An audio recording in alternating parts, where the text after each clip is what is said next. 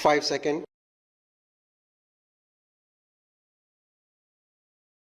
Start. The industrial policy revolution of 1948 was good so far as it went.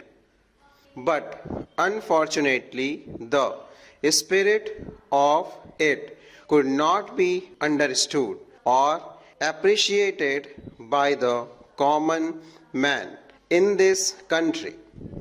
So, a new orientation of this policy was given, and the Honorable Prime Minister, after his return from China, publicly declared that the future policy of the country, or rather the future pattern of society, will be the socialistic pattern. That was further emphasized by the resolution passed at the Avadi session of the Congress and later reiterated by Shri Devar, President of Indian National Congress. I am very glad to say that the spirit of it has been caught by the nation today. If I may say so, the nation has taken up the challenge for securing the socialistic pattern of society.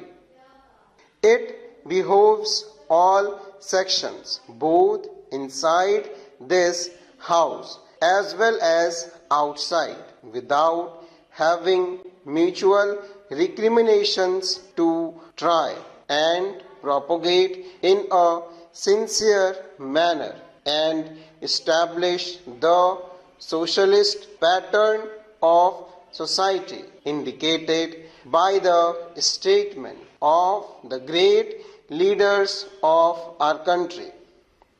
It may be relevant and pertinent if I referred to a few sentences from the memorandum presented on the 4th June 1999 by our Prime Minister, who was the chairman of the All India Planning Committee, which came into existence when there was full autonomy in the states. On page 39 and 40 of that report, he stated, "It is clear that the drawing up of comprehensive national plan becomes clearly an academic exercise with no relation to reality unless the planning authority or those to whom it is responsible are in a position to give effect to the plan. If this authority is powerless or circumscribed or restricted and has limited activities, it cannot plan. An essential prerequisite for planning is thus complete freedom and independence for the country and removal of all outside control. This implies that the country possesses in itself full sovereign authority to take any measures, adopt any policies, and form any relations with other countries as may seem best to its governing authority in the interest of the country and its people. National independence is thus an indispensable preliminary for taking all the steps that might be found necessary for carrying out the 5-year plan in all its various aspects throughout the whole country. At the present moment, it is clear that not only have we in India no national independence, but we are hedged in and obstructed by numerous restrictions, limitations, safeguards and reservations which block the path to planning and progressive. Our plan for national development must therefore be drawn up for a free and independent India.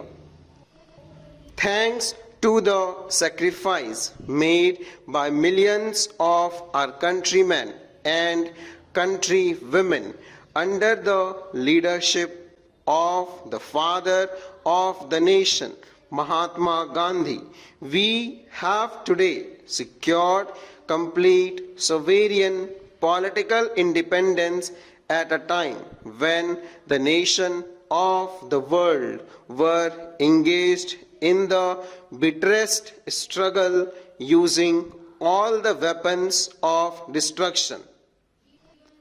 If therefore we have secured political independence during the period of a quarter of a century, it should not be difficult, especially when we are today masters in our own country, to secure a socialist pattern of society, as has already been indicated.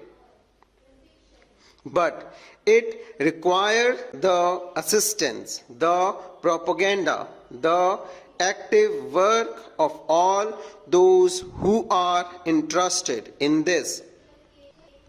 I am sure so long as my honorable friends, the minister, the deputy minister, and the other minister who represent the Commerce and Industry Ministry can give us an assurance that the capitalist pattern would be avoided. Some of us who believe in a 100% socialist democracy give an undertaking that certainly totalitarian policy will not be introduced in this country, because we have believed all along during the fight that we have given to the British government when we secured political independence that we shall try to maintain democracy undiluted and a socialist democracy at that.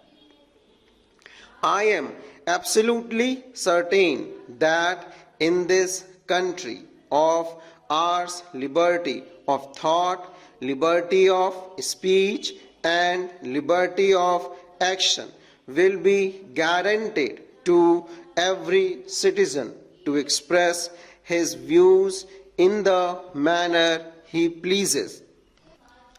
I therefore assure my honorable friends that so long as we do not, in the garb of a socialistic pattern society, a capitalist system, India will stand 100% for a socialist democracy.